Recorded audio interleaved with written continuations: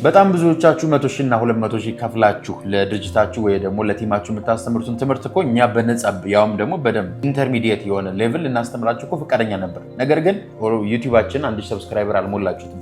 1000 ሰብስክራይበር ይሙላና በደንብ ለእናንተ ኮርስ ቤዚክ፣ ኢንተርሚዲየት እና አድቫንስ ብለን የምንሰጥ ይሆናል።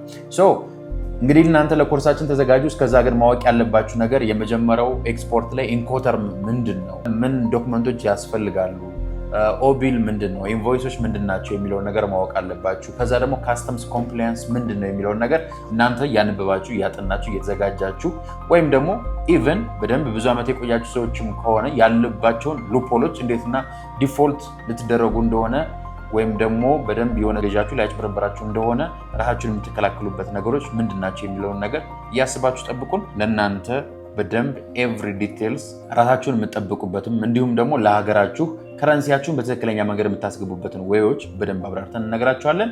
ሰብስክራይብ እያደረጋችሁ ግን ጠብቁን።